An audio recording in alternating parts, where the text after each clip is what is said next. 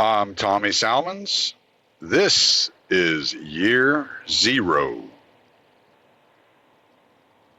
Yeah, this is the strangest fucking election cycle I've ever seen in my life. Um, you know, when you look at Trump's agenda for 2021 and beyond, whatever, his second term, it looks a lot like, I don't know, early 1900s progressive platform. He talks about the environment, the oceans, and there's nothing wrong with that. Like, if you think it's important, but there's a lot of gobbledygook in there. Can't really determine what he's talking about. But I don't really want to talk about what Trump's running on. I kind of want to talk about how both sides are playing this election against each other. And the only reason I want to talk about it is because it kind of falls into my wheelhouse. There's a lot of talk about coups and color revolutions and the things of that sort. And I love reading about the CIA's, use overseas, how they use color revolutions and coups in order to overthrow regimes and install puppet dictators and puppet regimes. And so that's kind of what I want to look at today. And there's so much material on this that it's almost strange to look at. I want to start with this Nation article called "Is Trump Planning a Coup d'etat?" And what is this?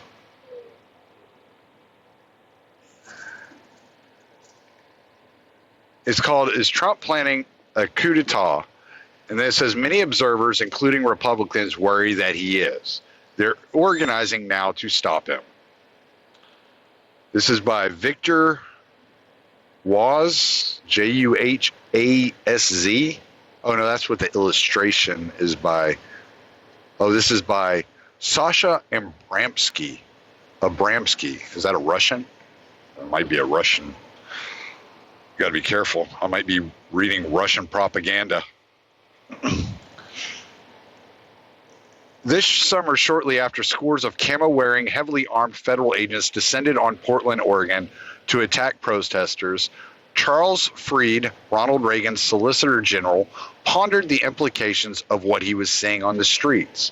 What he saw scared him. He remembered the use of paramilitaries by fascist leaders in 1930s Europe, where he was born, and he feared he was now witnessing a slide into paramilitarism in the United States. His family fled the Nazi occupation of Czechoslovakia.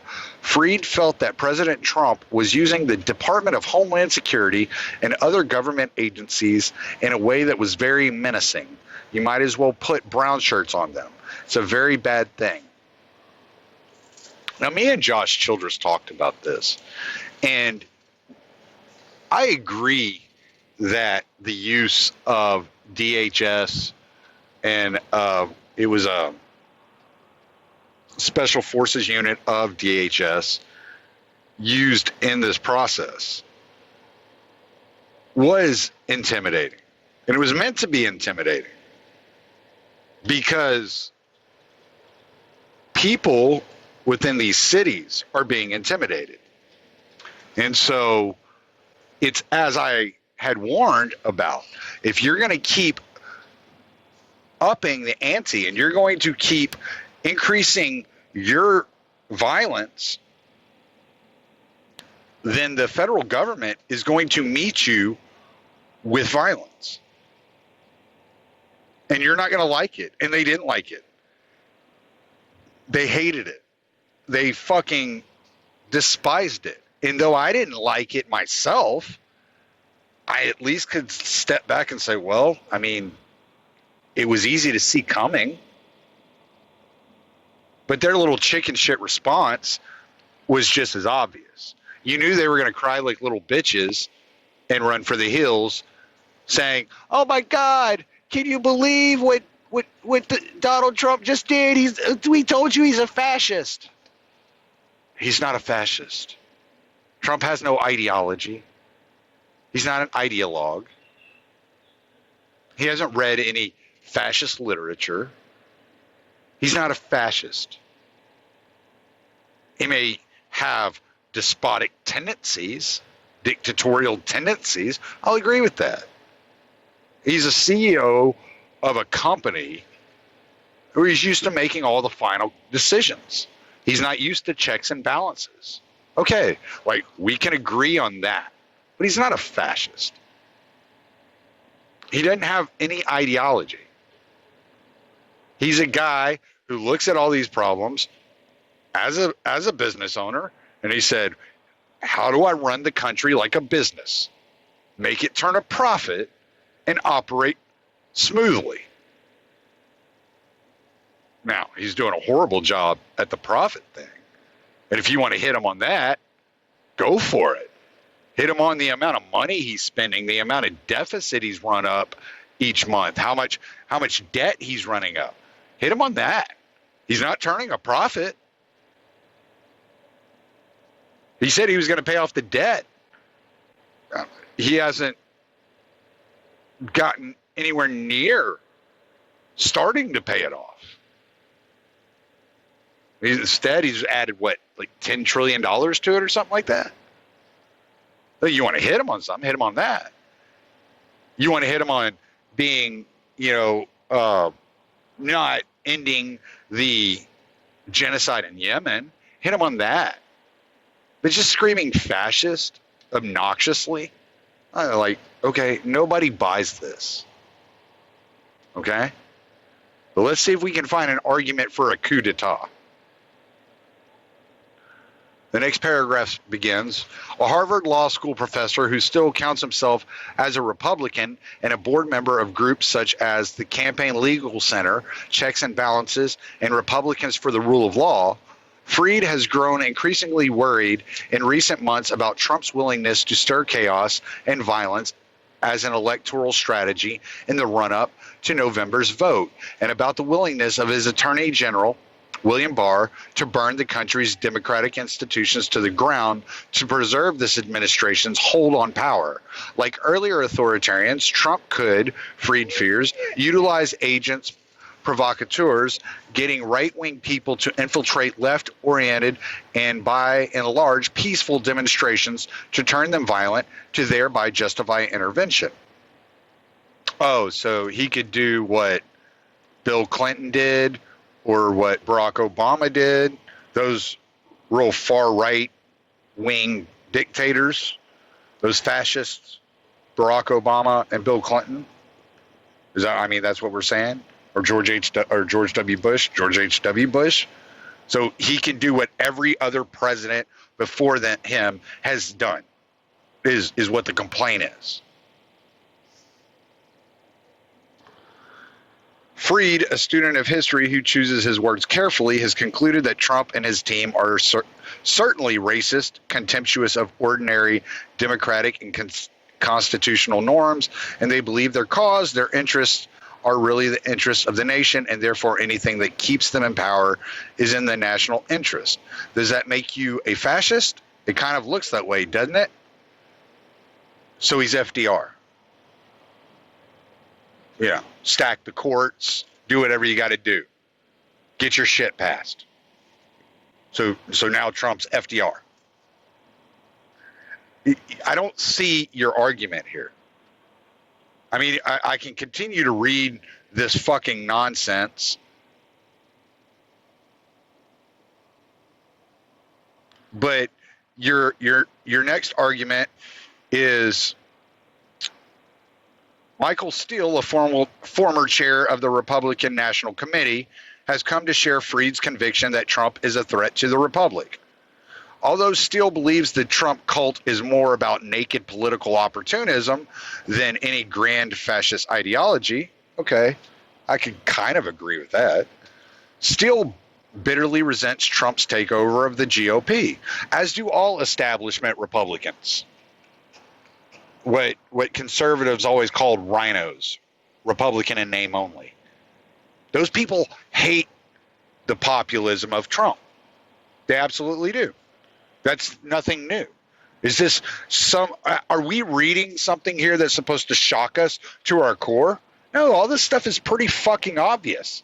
You don't like what Donald Trump has done as far as reel back the American intervention in the world, around the world. You don't like him talking about pulling troops out of Germany. You don't like him talking about pulling troops out of Afghanistan. You don't like any of this stuff. You don't like that he doesn't believe in hegemonic nation.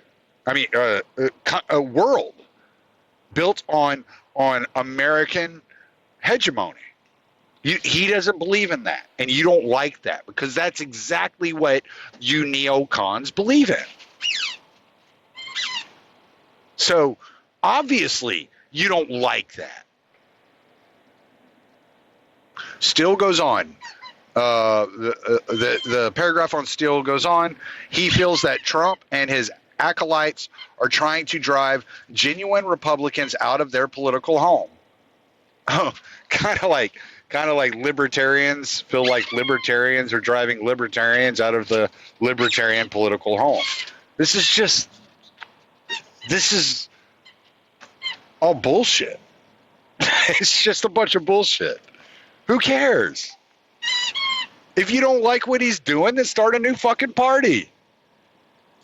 If you don't like that Republicans have embraced Donald Trump, then start a new fucking party. One of the biggest complaints most people have is that you only get two choices. So build third, fourth, fifth, and sixth choices. Why does it have to be a binary?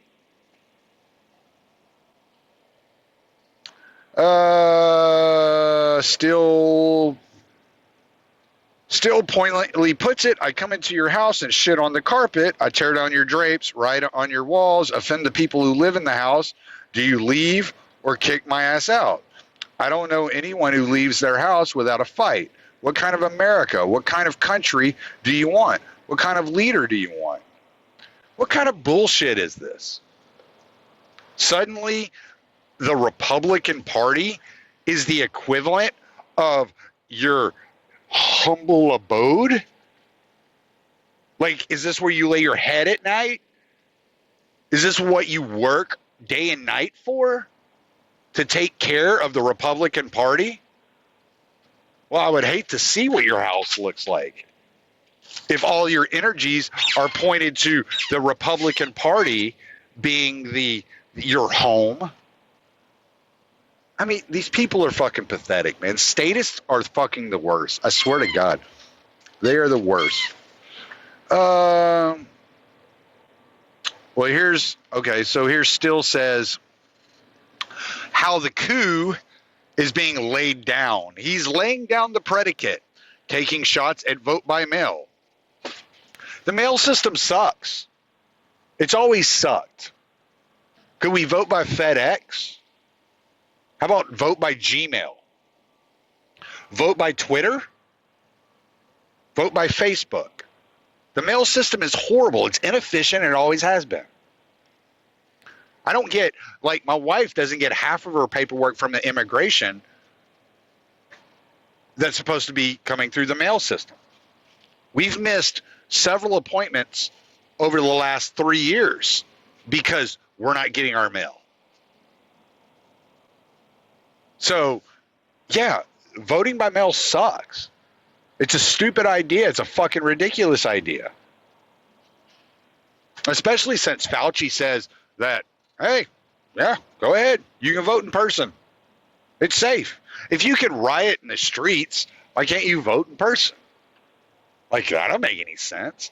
I mean, that gets back to the whole fucking, there was this whole list of things I had found.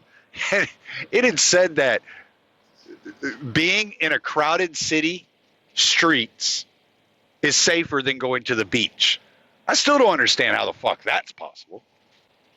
But that's their argument, because they're trying to give these rioters and protesters an out and show their support for the rioters and protesters.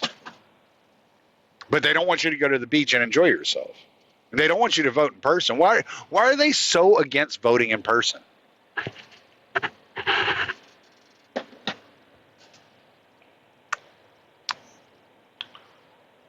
Okay, and since he's afraid of the fraud that voting by mail could cause, he says and therefore it's likely he won't accept the results of the election. Yada yada yada. Not any evidence of an actual coup, just Trump saying stupid shit like Trump says. Okay, so then we move on to Counterpunch. Counterpunch. The specter of a fascist coup by Trump haunts the U.S., but there's worse to worry about. All right, spreading faster than COVID-19 among those on the port side. Warnings of a fascist-style coup by Trump are rampant this presidential campaign season.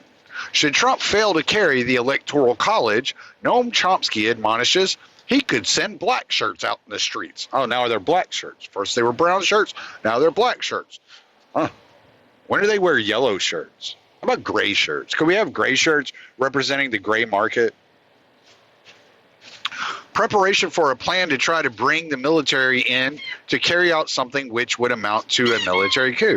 Okay, of course, yes, you want to bring the military in, but as I've shown you in the past, the top brass of the military, they don't like Donald Trump.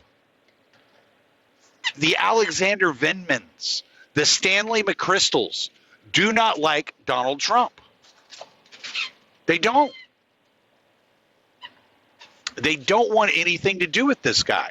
They don't want to carry out his foreign policy. They do everything they can to fight back against his non-interventionism instincts. Yet, you're worried about a military coup?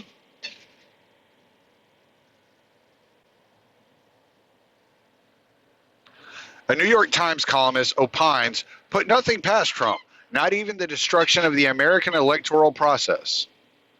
Oh, like the Electoral College that the left wants to get rid of? That's what you're worried about him destroying? The thing that you hate so much? Because it's not a direct democracy? Robert Wiseman, president of Public Citizen, explains that Trump's election delay threat is a coup in the making. His election delay threat. Oh, you're talking about when Trump said, okay, if we can't vote in person, we'll put off the election a couple of weeks or a month until we can figure out how to do it in person?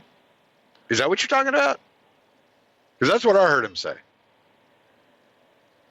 Economist Jack Rasmus speculates Trump will call for his radical right, gun-toting friends to come to Washington to surround and protect the White House. Sorry, that just makes me laugh. His radical right. Those radical right-wingers. They're so scary. All 200 of them. The left World Socialist website joins the liberal chorus in an act unprecedented in American history. Donald Trump has repudiated the Constitution and is attempting to establish a presidential dictatorship supported by the military, police, and far-right fascistic militia acting under his command. Where are you getting this? Like, where does this come from? You just say these things and it makes it so. This is why you can't take the left seriously. They just say things. If you ask me, the conservatives, the right, they have a much better fucking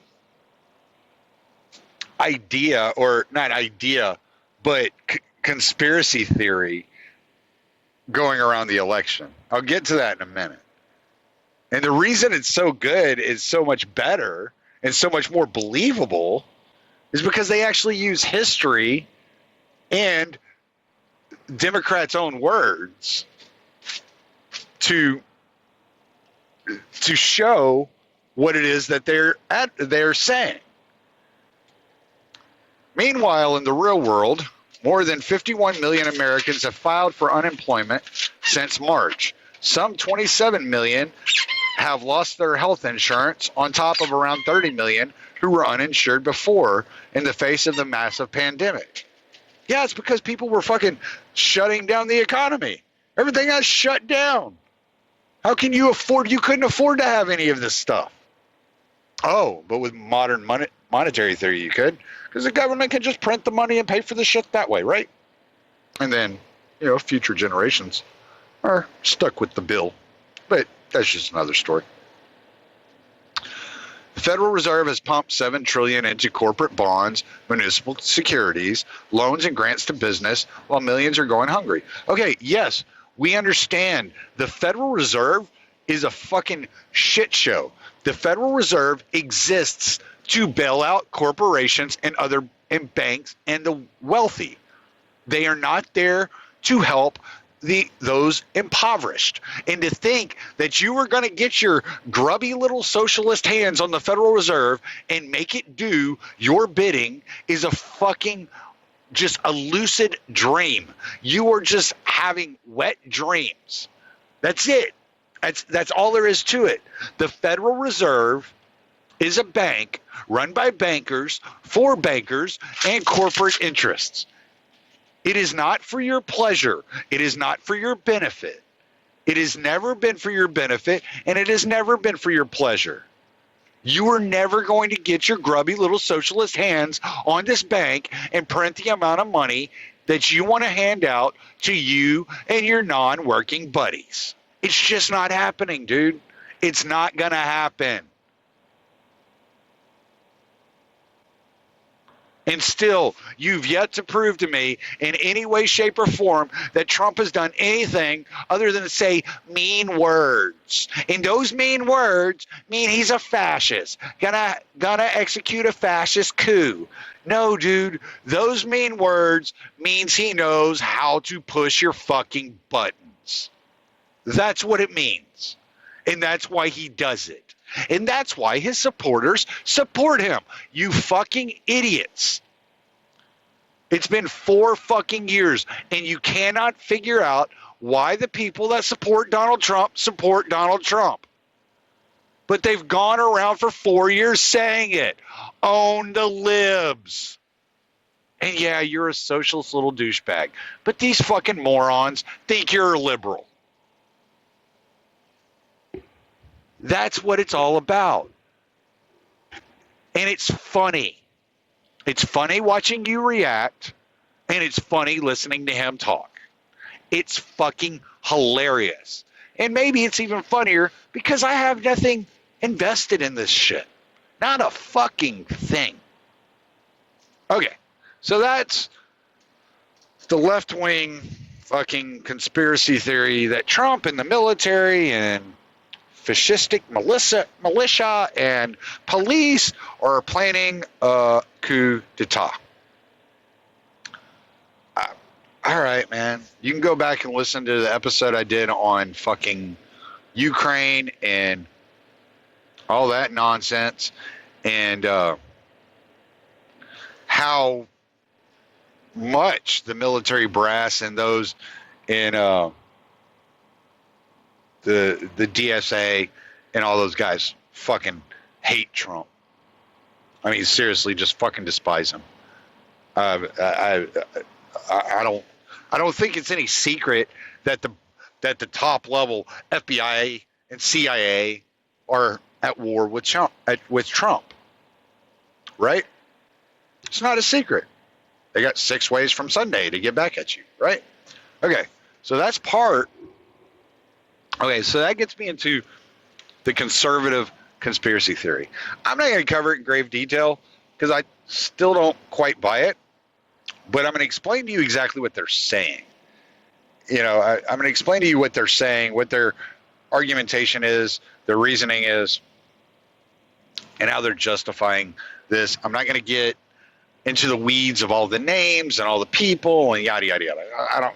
It's not that important as far as I'm concerned, because I think I have a different thoughts on it, and I'll explain to you at the end what those thoughts are.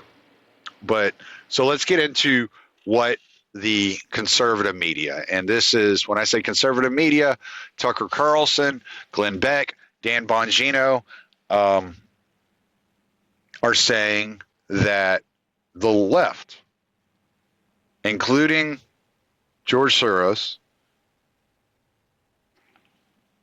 which is possible, is that they are in the midst of organizing a color revolution.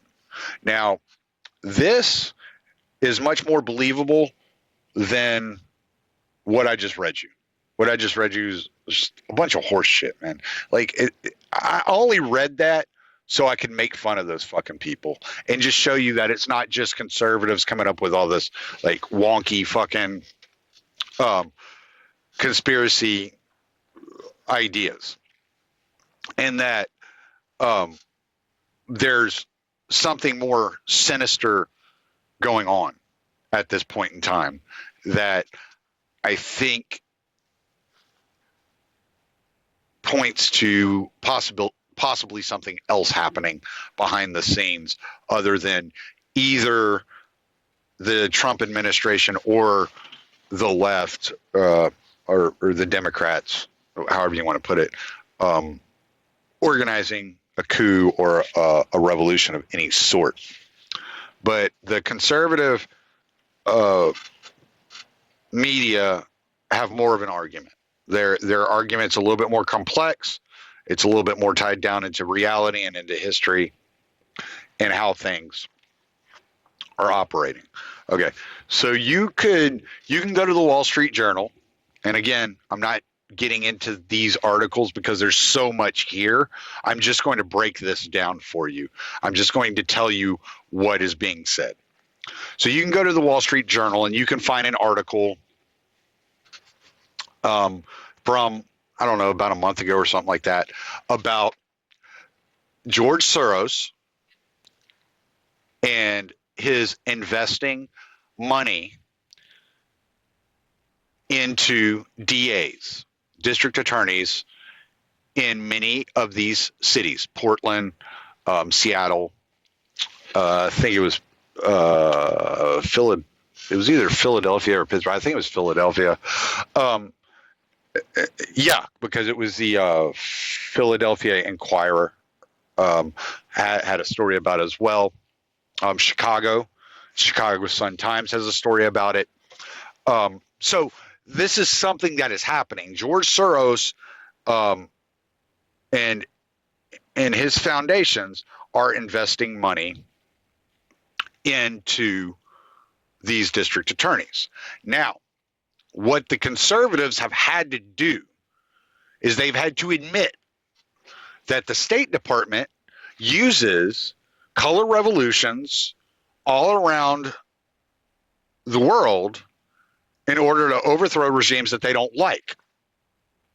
Now, they try to paint it as just a Democrat thing, obviously, because they don't want to, sell themselves down the river for all the evil nonsense that they've been involved in and that they've justified. But they're obviously trying to sell it as, well, this started under Obama. That's basically what you're getting from them.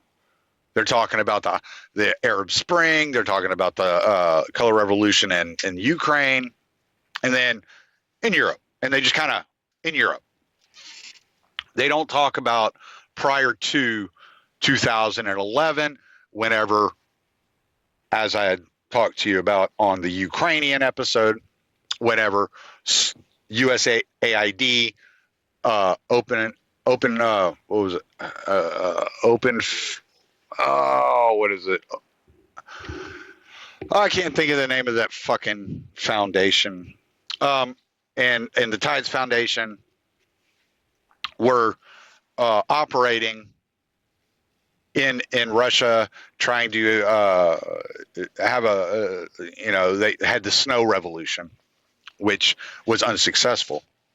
And that's when Soros was kicked out of Russia. He was no longer allowed to go back to Russia.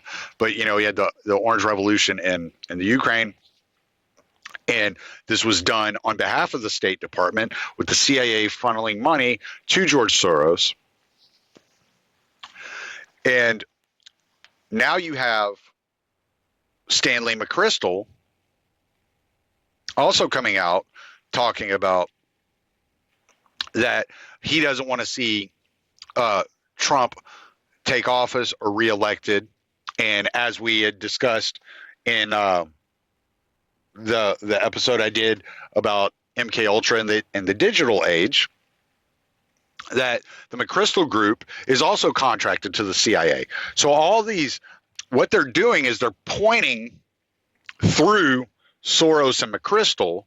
They're saying, okay, these guys have these contacts and they do these things with the CIA all around the world.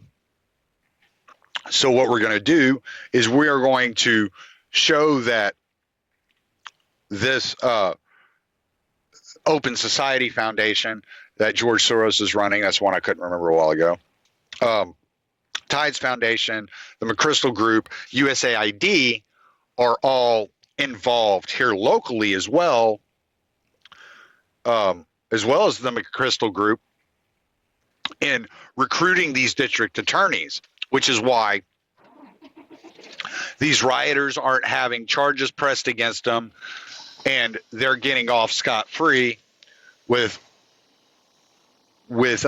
serving jail time, which is why Trump had to then turn around and deputize the Oregon State Police into the federal marshals so that they could carry out federal charges against these state actors,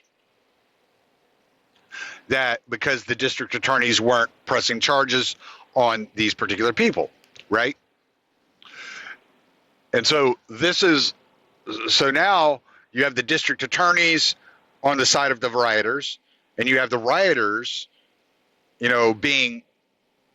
it's insinuated and possibly receiving some money from someone to fly across the country and move across the country. But that's not the end-all be-all of a color revolution, right? So now you have the situation where Hillary Clinton came out and she said, no matter what happens, don't concede. Now, I think what she was saying was because of the vote by mail, votes are going to be flooding in, for possibly weeks after the election, because they're saying something like 80 million people are expected to vote by mail. Well, I mean, how much is that going to slow down the postal system? 80 million people voting by mail.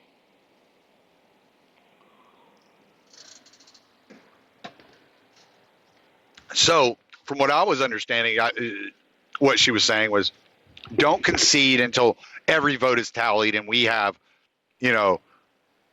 definite, numbers in. That's kind of the way I took it. And I hate to give Hillary Clinton the benefit of the doubt because I really do hate the bitch. But I don't know. I got to be honest. I don't think there was much more there than that. But what the conservatives are trying to say was she said don't concede, which means that she's telling Biden, we got something up our sleeves and we're going to take care of you and we're going to make sure you're going to win. And so now she's involved, right? So you got to have this contested election going on. Then riots explode all over the place. Then the normies get involved and they demand resolution to this problem.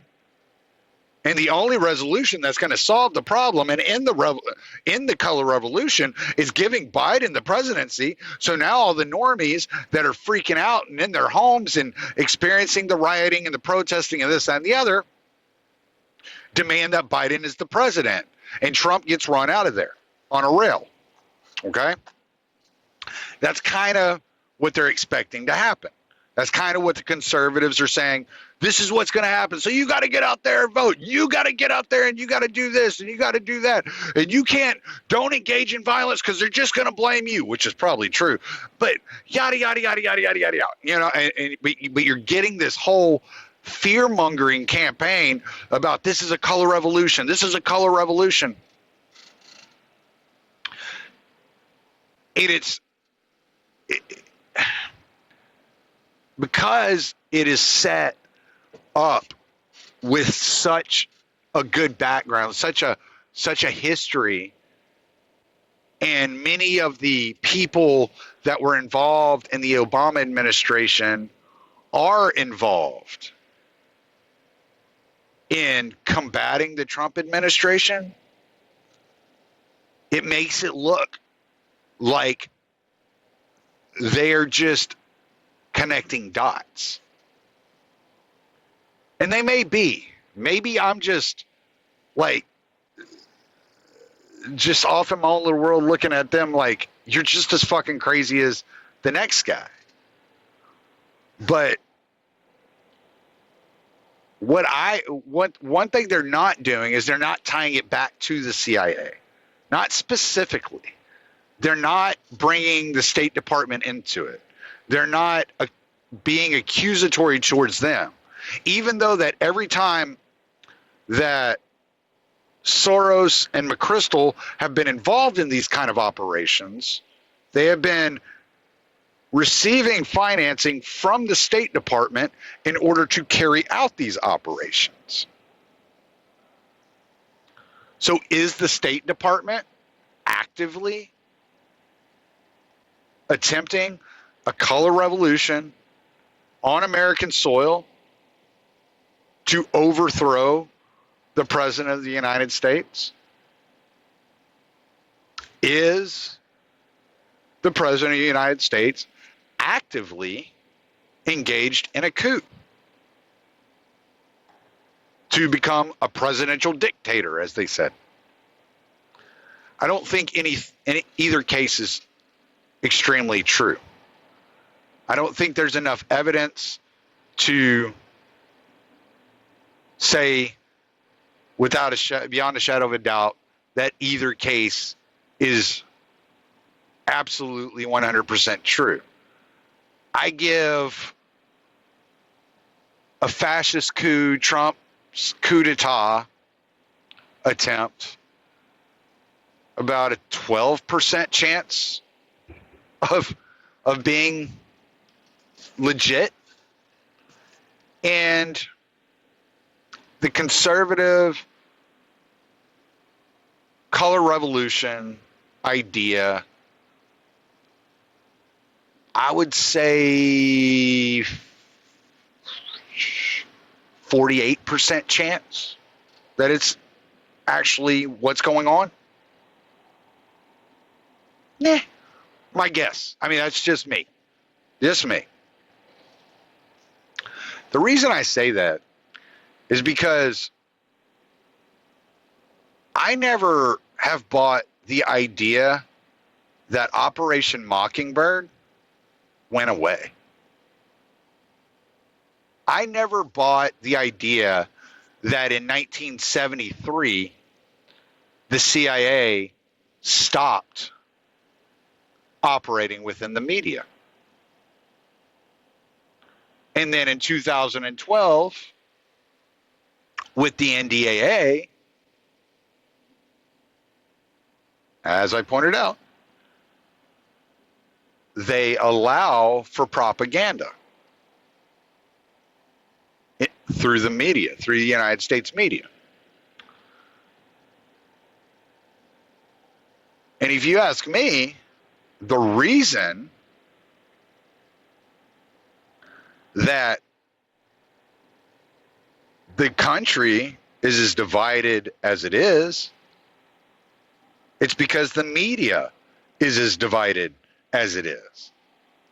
That the media is driving a wedge further and further between average citizens, pushing them further and further apart. Now, I don't think they're being pushed into extremes. I don't. I just think they've hollowed out the commonality and just separated the crowd in order to drive a big ass fucking tank of authoritarianism right down their throats. Because there's one thing certain: Donald Trump will not be president forever. Whether he loses in this November or he loses another November,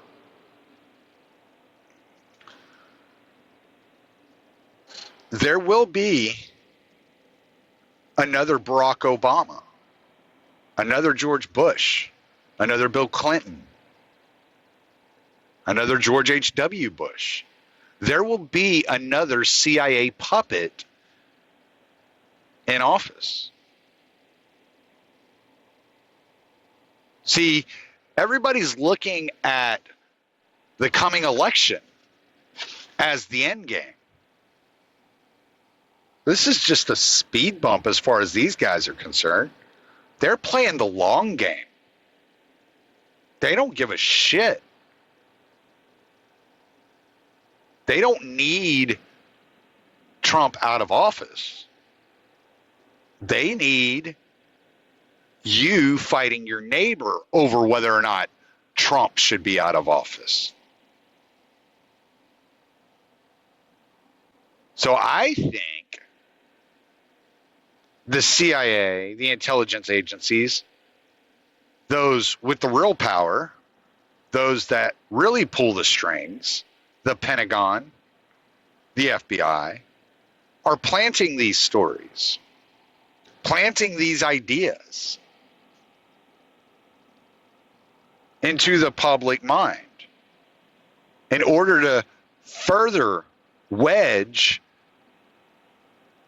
the two sides against each other, in order to make room for that giant tank that they are going to drive right up the center of the crowd in order to keep the peace, because all the commonality has been hollowed out of this country. That's what I think. I think the COVID pandemic has proven to them that Americans are easier than ever to control, and that this is the perfect opportunity to further divide them, just like they have been divided on whether or not COVID is deadly or not. And so, by taking a strong stance one way or the other, that it is a color revolution, or that it is a fascist coup, they get what they want either way. And by getting Soros to prop up a couple of people, getting Stanley McChrystal out there running his mouth, it does everything they need it to do to appear as if there's a color revolution taking place. Because the right is a little bit harder to convince on these things. Number one, conservatives don't want to believe that the State Department is involved in these kind of activities. They would deny it until the day they died. It's an odd time when conservative media comes out and demonizes State Department activities in overthrowing unfriendly regimes to the United States. But you have people planning stories and Axios saying that it could be months. It may appear the night of the election that Trump's going to win, But it could be months before all the votes are tallied. Who's benefiting from this? That's all you have to ask. Who benefits? Who's always there? Who can you not vote out? Whose power is always increasing? The intelligence agencies, the State Department, the Pentagon. They're never losing power. Yeah, the courts come out and say, yeah, okay, what Edward Snowden revealed y'all were doing was illegal. Okay, but we already stopped doing that. Yeah, because they found another way. They found a more secretive way that we haven't found out about yet.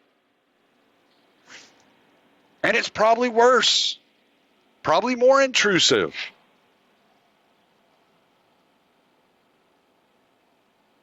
Might have something to do with Cambridge Analytica.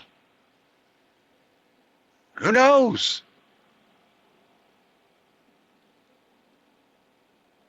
But see, those people never lose power. The intelligence agencies, the State Department, the Pentagon, their power is always on the rise. It's never being taken away from them. Even after the church committee hearings, they didn't lose any power. They were embarrassed. Well, so that they just classified everything. You know, much of the classification is so they don't experience embarrassment. They can't be embarrassed if nobody knows. So what in the world makes you think that there actually is a color revolution or an actual fascist coup d'etat taking place? I think it's neither. I think this is a long game. And everybody's looking short term. And the only people that are benefiting from any of this are the permanent bureaucracies and the intelligence agencies in the State Department that always benefit from a panicked public. Doug Stanhope said the other day that 2020 is the new 9/11. I think he's right. They turned one crisis into another, into another, into another, into another. Every day, you're supposed to be terrified of something. Every day, the world's going to end.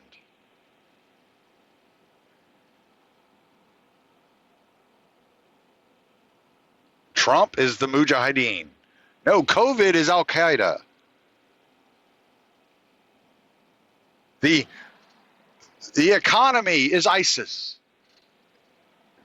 We have terror wars going on all around us. All these invisible terrorists all around us. We're all going to die. And who benefits? Not us. Not Trump. Not Biden. Biden didn't even know what the fuck's going on. He's completely clueless. He's like, what color? Can I pick the color? Yeah, it's like, ugh. Anyway, that's what I think's going on. That's my take on the whole situation.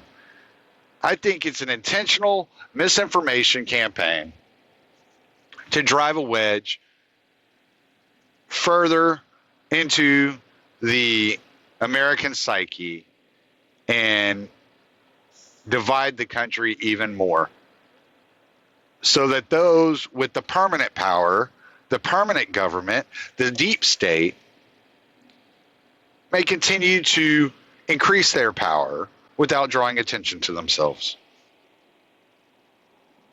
So, might make sense, might not.